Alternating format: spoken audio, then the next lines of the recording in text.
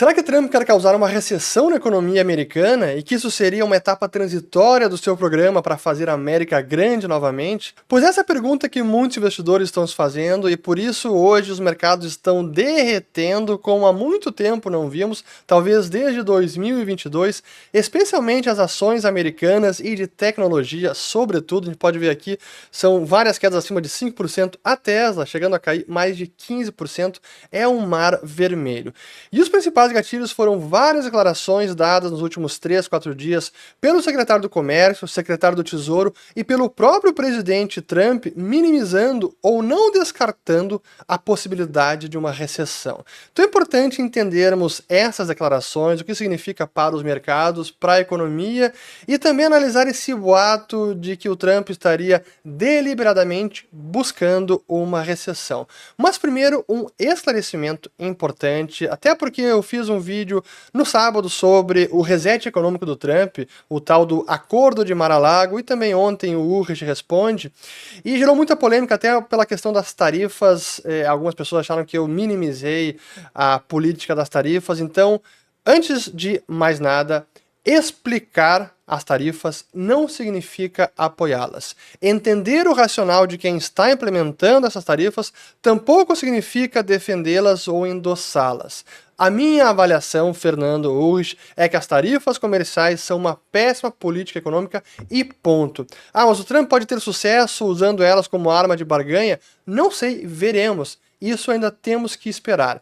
Mas mesmo assim, a forma como ele utiliza essa ferramenta, antagonizando aliados, adversários e com sempre muita ambiguidade e incerteza no ar, não me parece ser nem a forma correta e muito contraproducente para conseguir o que ele, Trump, está querendo, mas isso aguardemos. Então essa é a minha avaliação. Agora vamos mostrar aqui os principais indicadores de mercado, porque é realmente este banho de sangue impressionante. E só mostrar aqui o SP500 chegou a cair mais de 3%, e aí fechou agora com 2,70%.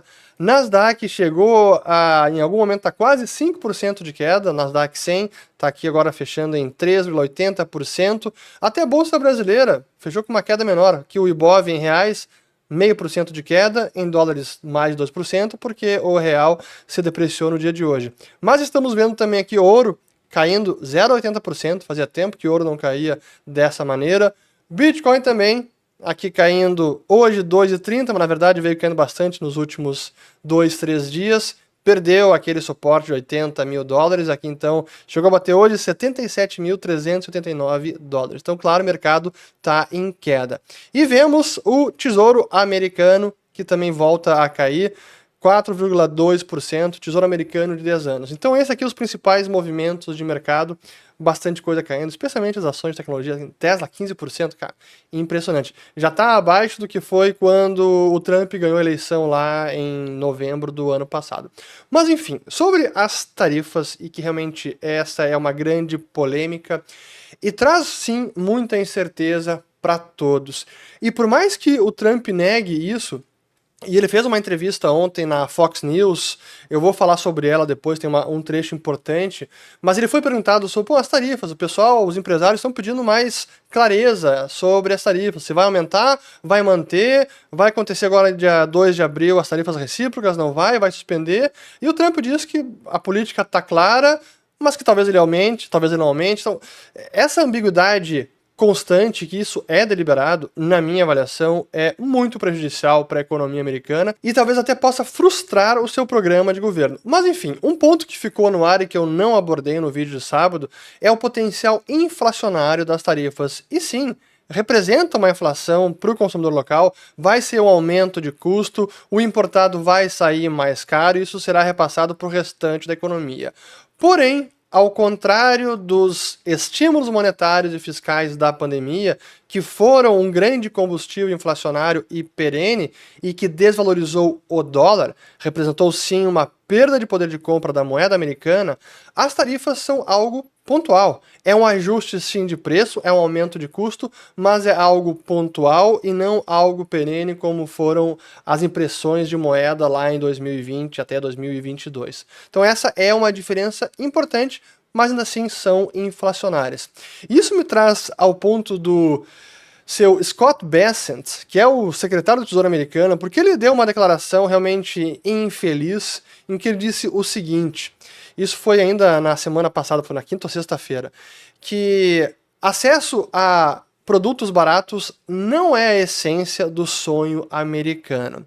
E o contexto em que ele disse isso, foi que eu expliquei também no vídeo de sábado, é que, na visão deles, a ótica dos formuladores dessas políticas é que reindustrializar a economia americana, restaurar a base industrial e garantir segurança nacional, garantir segurança de fornecimento, assegurar uma cadeia de suprimentos resiliente, essa é a prioridade, e se isso significar custos maiores para o consumidor americano final, este é um preço que eles estão dispostos a pagar e que isso deve acontecer dessa maneira. Essa é a visão deles. Mas claro que falar que produtos baratos não é a essência do sonho americano é uma frase muito infeliz. Deveria ter dito de outra forma que nesse momento, por mais que represente um custo, é importante nós priorizarmos sim a resiliência da cadeia de suprimentos. Mas não falou dessa maneira. Porém, ele falou algo importante também. Isso foi logo no dia seguinte, numa entrevista na CNBC, essa foi sim na sexta-feira, falando sobre os déficits fiscais e o que eles estão fazendo para endereçá-los. Vejam aqui e depois eu continuo. É bem curto, vamos lá. And look, there's going to be a natural adjustment as we move away from public spending to private spending.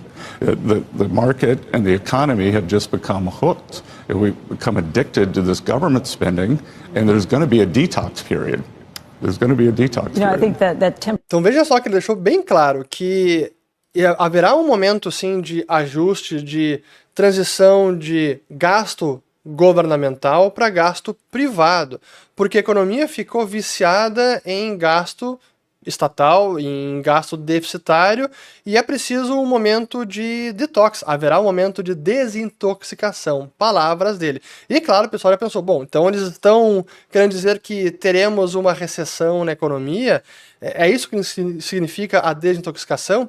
Aí ontem, domingo, o presidente Trump, numa entrevista longa para a Fox News, falando sobre todas essas questões, ele também deu essa declaração. Quando perguntado sobre a possibilidade de contração econômica no primeiro trimestre, ele falou o seguinte, ó, eu odeio prever coisas como isso. Haverá um período de transição porque o que nós estamos fazendo é muito grande. Estamos trazendo a riqueza de volta para a América. Isso é uma coisa grande e haverá sempre períodos e isso leva algum tempo. E claro, quando ele diz isso, o presidente americano, o pessoal imagina, pô, então quer dizer que uma recessão pode acontecer e faz parte do programa do receituário? É isso? É bem possível que sim, e aí entra a parte do que é o rumor, que algumas pessoas estão ventilando a ideia de que o governo americano deliberadamente busca uma recessão porque isso resultaria em taxas de juros menores. Isso forçaria o Federal Reserve, Jerome Powell, logo a cortar os juros, e que é o que o governo americano precisa, porque nós sabemos a montanha de dívida, mais de 36 trilhões de dólares e mais de 120% de dívida PIB. Hoje, com o gasto de juros comendo 1 trilhão do orçamento público, é muita coisa, então juros menores dariam algum alívio nesse déficit fiscal.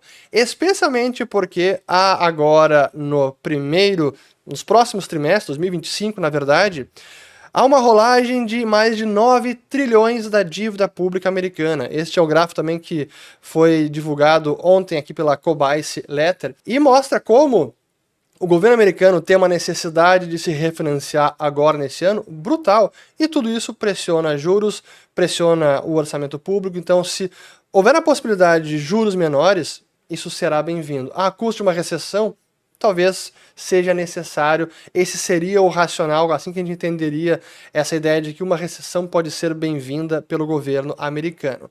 E é importante só relembrar que o fato de haver 9 trilhões vencendo neste ano, imagina, se a dívida é 36 trilhões, 9 vence agora, é 1/3 praticamente, isso é porque na última administração, Joe Biden com Janet Yellen, e essa foi uma política da Yellen, eles se financiaram muito com dívida curta, 3 meses, 6 meses, 1 ano, e isso encurtou o prazo de vencimento da dívida pública. E agora o custo disso está chegando e é pressionado justamente em 2025. Então essa é a explicação do movimento dos mercados hoje. Como eu já tinha trazido no outro vídeo, será que o crash começou? É possível, a verdade é que sempre encontraremos justificativas. O mercado já queria corrigir, porque com SP500, Nasdaq, tudo ultrapassando as máximas históricas, até quando, por quanto tempo, em algum momento alguma correção aconteceria, e considero até saudável que ela aconteça e que aconteça logo. Se vai continuar, ninguém consegue prever. Mas só um último dado importante que eu não mencionei, mas que também está tendo um papel não desprezível. Lá no ano passado, aliás, lá no ano retrasado, nós falávamos sobre a reversão do carry trade, que é o carrego do iene japonês. Aquela política ou estratégia de se alavancar na moeda japonesa a juros muito baixos, investir no restante do mundo a juros maiores. E que a reversão desse movimento poderia provocar também aí um tsunami nos mercados globais. Pois isso volta a acontecer. O Tesouro de 10 anos do Japão está agora ultrapassando 1,56%. O de 30 anos também aqui já chegou no seu principal patamar, que vamos colocar na tela. Tesouro japonês 30 anos, 2,6%. Vamos aqui, ó, todos os anos, é o maior patamar desde lá de 2006, da mesma forma como o JGB, né, que é o Japanese Government Bonds de 10 anos, de 20 anos, enfim. Então, juros japoneses estão subindo, o iene japonês também está se apreciando, e todo esse movimento, vamos colocar aqui, ó, iene japonês, voltou a se apreciar, ultrapassou aqui a barreira de 150, está agora em 147. É um movimento que pode acelerar essa queda no mercado de ações americanos se a reversão do carry trade do iene se intensificar, como aconteceu lá atrás. Então, é tudo acontecendo ao mesmo tempo, por isso é um momento delicado, sim, para os mercados, talvez mais para ficar como observador do que estar apostando aí, porque estamos tendo volatilidade e seguiremos tendo muita volatilidade. Especialmente agora que temos esta polêmica das tarifas e que isso não vai ceder. Se acostumem, porque essa incerteza é em parte deliberada, a ambiguidade estratégica do Trump, isso vai permanecer no ar e vai complicar a vida dos investidores. Espero que esse vídeo, compartilhem, se inscrevam no canal, ativem o sininho. Quem não segue o dinheiro ainda, siga o dinheiro, inclusive porque nós publicamos no sábado um vídeo bem completo sobre este acordo de Mar-a-Lago. Eu recomendo, ficou muito bacana, o pessoal adorou e traz muita luz para esse que eu digo que é talvez a maior possível transformação do sistema monetário internacional desde o fim de Bretton Woods. Então, aguardemos, agora sim fico por aqui, espero ter gostado, até o próximo.